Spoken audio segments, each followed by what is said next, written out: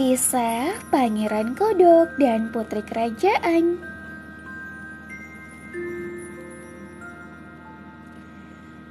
Pada zaman dahulu, di suatu kerajaan, hiduplah seorang putri yang cantik yang tinggal bersama kedua orang tuanya, yakni raja dan ratu.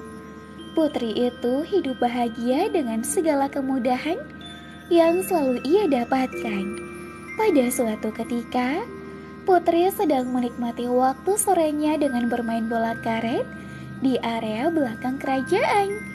Ia terus melemparkan bola dengan nuansa emas itu ke sana dan kemari, sampai tiba-tiba bola yang dimainkan Putri terlempar dan masuk ke dalam kolam besar.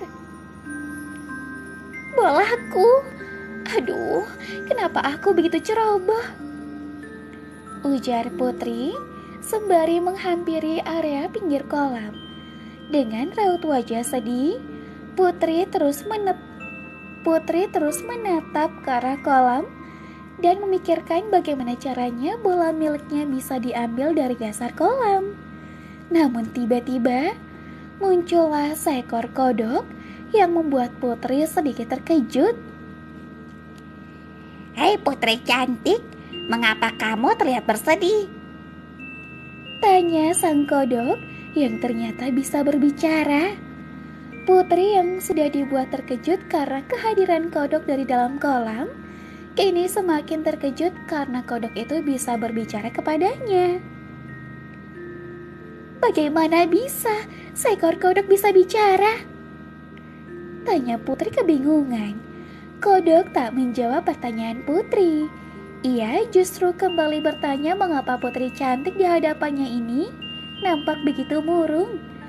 Putri pun menjelaskan bahwa ia baru saja menjatuhkan bola emas miliknya ke dasar kolam tersebut. Masalahnya, bola emas itu adalah pemberian dari papaku. Aku sedih karena kecerobohanku itu. Bolanya jadi masuk ke dalam dan tidak bisa kuambil. Kodok pun menawarkan sebuah ide kepada Putri untuk bisa mengambil bola emasnya di dasar kolam.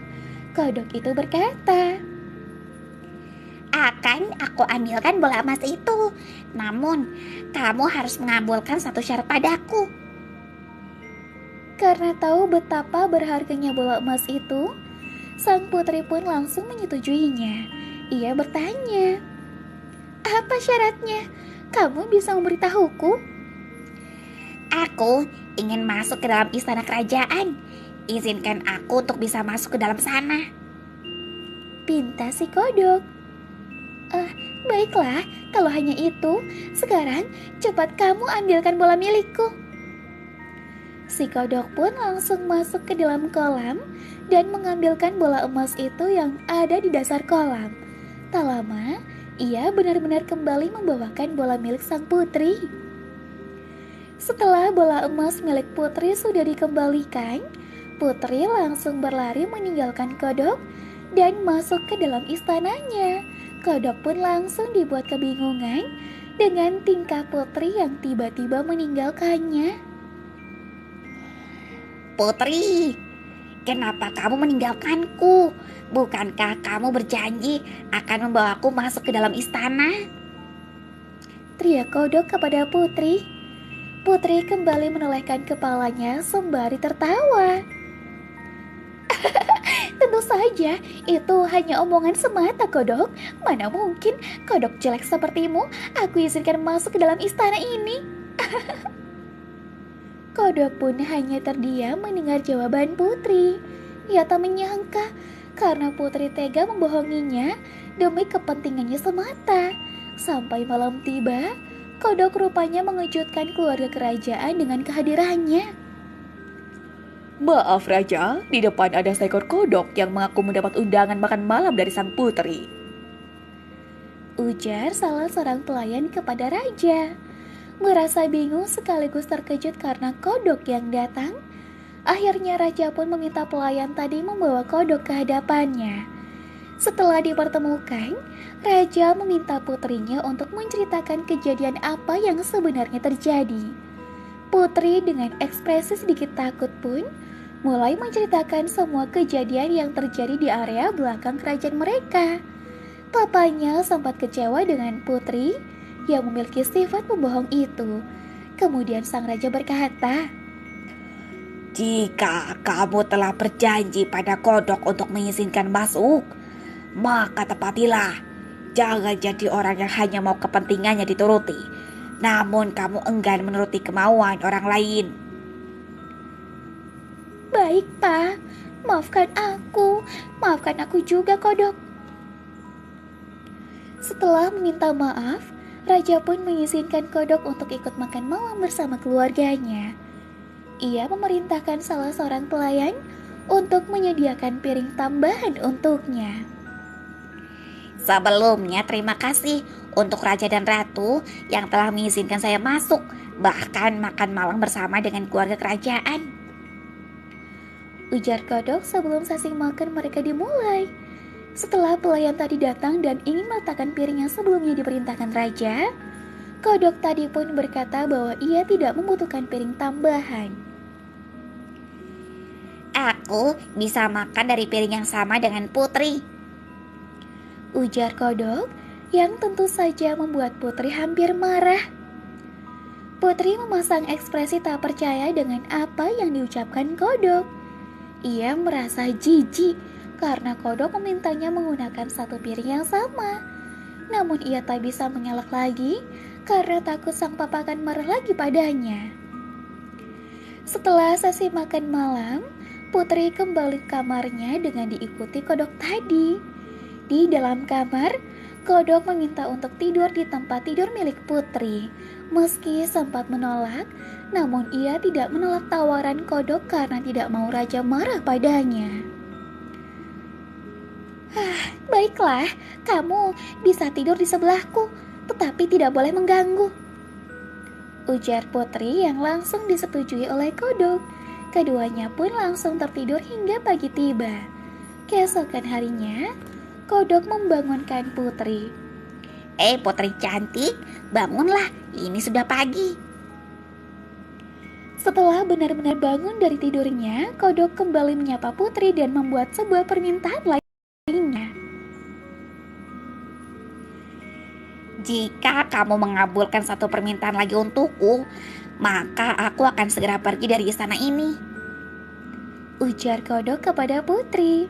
Mengetahui fakta bahwa kodok akan segera pergi dari sini, putri pun langsung menyetujui dan bertanya apa permintaan terakhir kodok padanya. Kemudian sang putri bertanya, "Coba sebutkan permintaanmu itu, hai kodok." Sang kodok kembali berkata, Aku ingin putri mengelus kepala sampai punggungku dengan sarung tangan sutra milikmu. Mendengar permintaannya yang semakin aneh, putri pun marah kepada kodok. Ia berkata, "Berani sekali kamu, tidak mungkin permintaan konyol itu akan aku kabulkan." Dengan ekspresi sedihnya, kodok memohon kepada putri untuk yang terakhir kalinya. Putri kemudian berpikir sejenak. Mengeluh sekali saja tidak masalah sepertinya. Justru setelah ini ia akan terbebas dari kodok itu, bukan?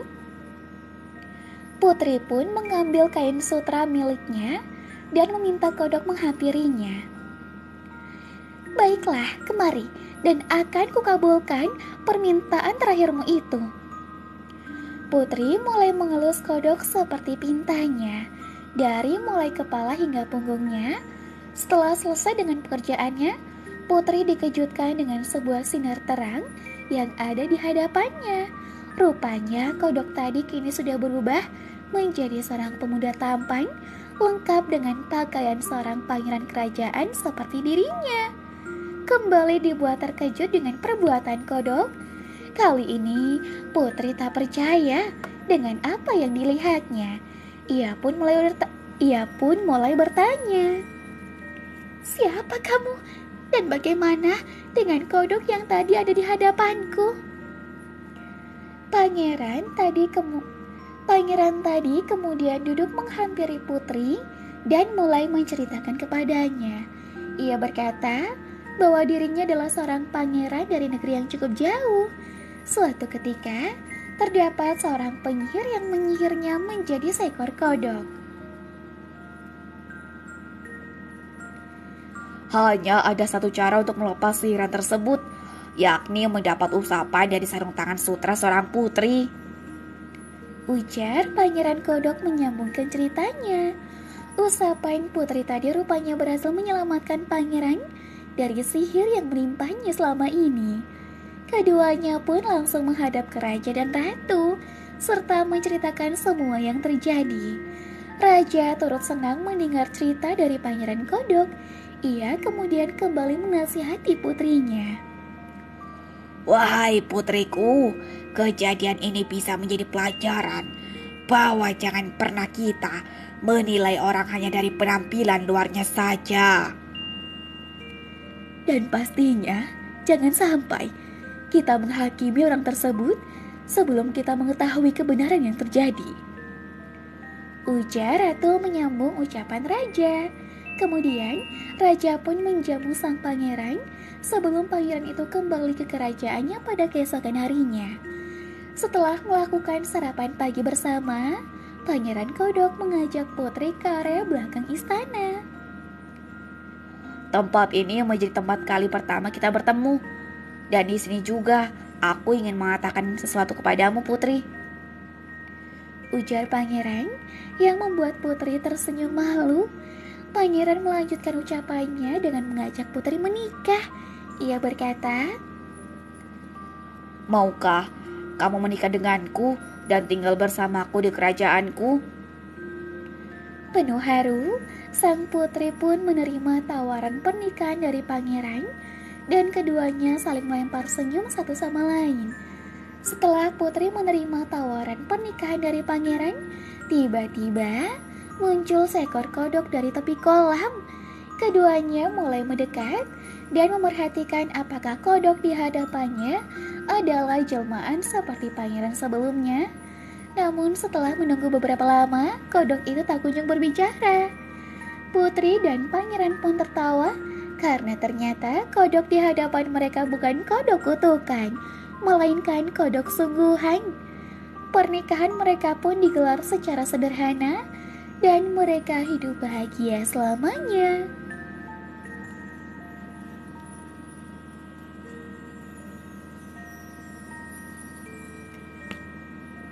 Itulah akhir bahagia untuk kisah Putri Kerajaan dan Pangeran Kodok. Seperti yang disebutkan Raja dan Ratu kepada putrinya, pesan moral dari kisah ini adalah tidak menilai orang lain hanya dari penampilan luarnya saja, serta tidak menghakimi orang sebelum mengetahui kejadian sebenarnya yang menimpa orang tersebut.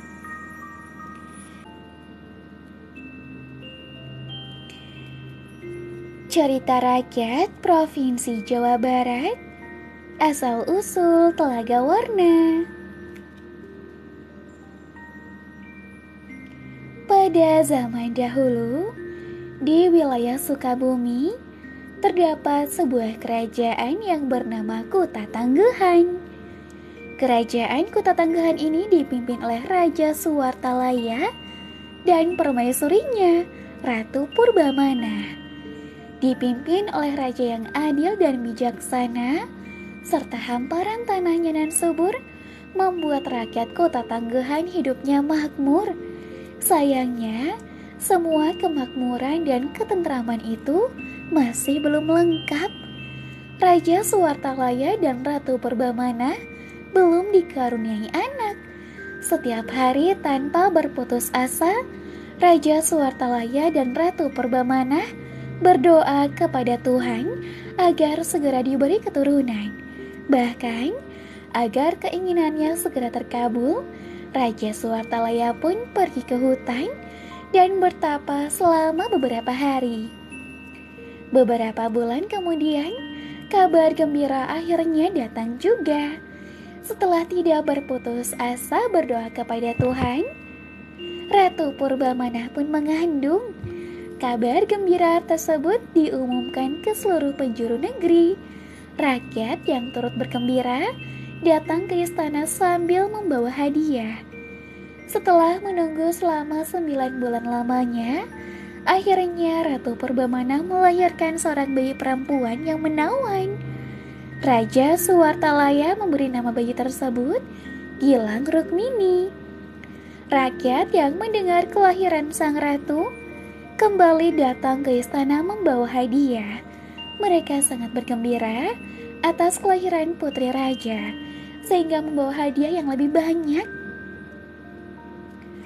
Putri satu-satunya di kerajaan Kota Tanggahan ini tumbuh menjadi gadis dewasa yang menawan. Raja Suwartalaya dan Ratu Purbamana sangat menyayanginya. Bahkan apa saja yang diminta oleh Putri Gilang Rukmini pasti dituruti. Namun rasa sayang berlebihan membuat Raja dan Ratu Kota Tanggahan sangat memanjakan Gilang Rukmini. Putri raja itu pasti akan marah-marah jika keinginannya tidak dipenuhi. Bahkan Gilang Rukmini tak segan berbicara kasar. Namun baik raja dan ratu maupun rakyatnya tetap menyayangi Gilang Rukmini. Menjelang hari ulang tahunnya yang ke-17, Gilang Rukmini meminta hadiah kepada sang papa. "Papa, untuk ulang tahunku nanti, aku meminta hadiah yang istimewa." Apa ada yang kau minta, wahai putriku? "Aku meminta setiap helai rambutku ini dipasangi dengan butiran berlian." Permintaanmu kali ini sangat berlebihan. Janganlah berlebih-lebihan dalam menggunakan perhiasan. Benar putriku, bukankah perhiasanmu sudah banyak? Bahkan bajumu pun hampir semuanya dihiasi dengan berlian. Lebih baik perhiasan yang ada kita gunakan untuk kepentingan rakyat Kota Tanggahan. Mendengar permintaannya ditolak, Putri Gilang Rukmini sangat marah. Dia kemudian mengambil semua perhiasannya dan melemparkannya ke arah kedua orang tuanya. Raja Suwartalaya dan Ratu Purbamana sangat sedih melihat perilaku putrinya. Meskipun dengan perasaan sedih, Raja Suwartalaya masih berusaha memberikan hadiah yang indah untuk putri semata wayangnya. Beliau kemudian menemui Kamasan istana. Kamasan sendiri merupakan istilah dalam bahasa Sunda untuk ahli pembuat emas. Kamasan, tolong buatkan kalung yang indah untuk hadiah ulang tahun putriku. Baik yang mulia, perintah paduka siap hamba laksanakan. Hari ulang tahun Putri Gilang Rukmini pun tiba. Rakyat Kota Tanggahan bersama Raja dan Ratu berkumpul di balairung istana untuk merayakan ulang tahun sang putri. Mereka semua bersabar menunggu kedatangan Putri Gilang Rukmini. Setelah Putri Gilang Rukmini datang, Raja Suwartalaya segera menyambutnya.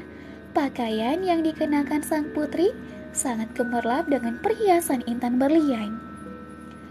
Putriku, akhirnya kau tumbuh menjadi gadis dewasa. Bukan hanya orang tuamu yang menyayangimu, namun seluruh rakyat Kota Tanggahan juga sangat menyayangimu. Sebagai wujud rasa sayang rakyat Kota Tanggahan, mereka memberikan hadiah kalung emas berlian untuk Putri Gilang Rukmini. Namun sayangnya, Putri Gilang Rukmini menolak hadiah tersebut dengan kasar. "Kalung emas ini jelek sekali, aku tidak sudi memakainya," kata Putri Gilang Rukmini sambil membanting kalung itu ke lantai istana. Kalung emas berlian itu pun hancur berantakan di lantai seluruh balairung istana. Seketika suasana yang gembira menjadi hening. Ratu Purbamana yang sangat tidak menduga kelakuan putrinya menjadi sangat sedih dan langsung menangis. Bukan hanya Ratu Purbamana yang menangis, namun seluruh rakyat Kota Tanggahan ikut menangis sedih melihat kelakuan sang putri. Tangisan tiada henti rakyat Kota Tanggahan itu pun membuat istana banjir oleh air mata. Istana Kota Tanggahan pun pelan-pelan tenggelam oleh air mata rakyatnya. Bukan hanya istana, tangisan rakyat Kota Tanggahan juga menenggelamkan seluruh kerajaan. Seluruh kerajaan Kota Tanggahan yang tenggelam oleh banjir air mata itu menjadi asal-usul sebuah telaga. Telaga tersebut sangat indah dan berwarna-warni, terutama jika hari sedang cerah. Warna indah itu dipercaya berasal dari perhiasan Putri Gilang Rukmini yang tersebar di dasar telaga. Sejak itulah, telaga tersebut dikenal dengan nama Telaga Warna.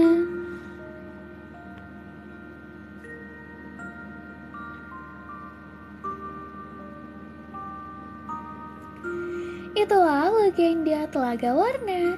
Dari kisah ini, pesan yang bisa disampaikan yaitu hendaklah menjadi orang yang sopan pada siapapun dan menghargai setiap pemberian. Cerita rakyat, legenda, Lahilote dan Putri Kayangan. Hiduplah seorang pemuda sakti bernama Liodulei Lahilote. Biasa ia disapa Lahilote.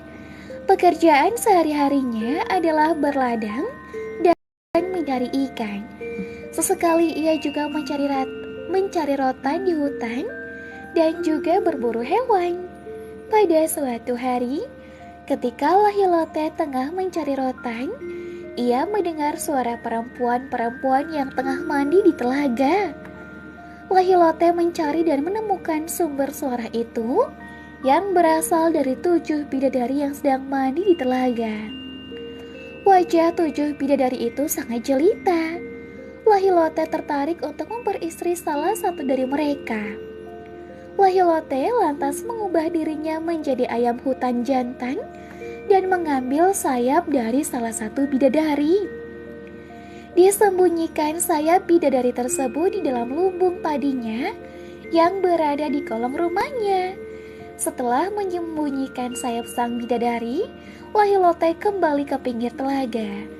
Ketika hari menjelang senja, 7 bidadari itu berniat pulang kembali ke negeri Kayangan. Bidadari bungsu, Boilode Hulawa namanya, tidak menemukan sayapnya. 6 kakaknya terpaksa meninggalkannya. Boilode Hulawa hanya bisa menangis di pinggir telaga setelah tidak dapat kembali ke negeri Kayangan. Lahilote lantas datang mendekati. Ia berpura-pura tidak mengetahui penyebab sedihnya si bidadari bungsu. Ia menghibur Boilode Hulawa agar tidak usah bersedih tinggal di bumi. Ia bersedia menolong dan mengajak si bidadari bungsu itu untuk tinggal bersamanya. Boilode Hulawa menyatakan kesediaannya. Ia juga bersedia diperistri Lahilote beberapa waktu kemudian. Lahilote dan Boilode Hulawa hidup berbahagia sebagai suami istri. Selama menjadi istri Lahilote, Boilode Hulawa menggunakan kesaktiannya. Untuk makanan, ia dan suaminya hanya memasak sebutir beras. Lahilote akhirnya mengetahui rahasia itu yang menyebabkan kesaktian istrinya menjadi hilang. Boilode Hulawa terpaksa harus bekerja keras untuk menumbuk padi sebelum menanak nasi.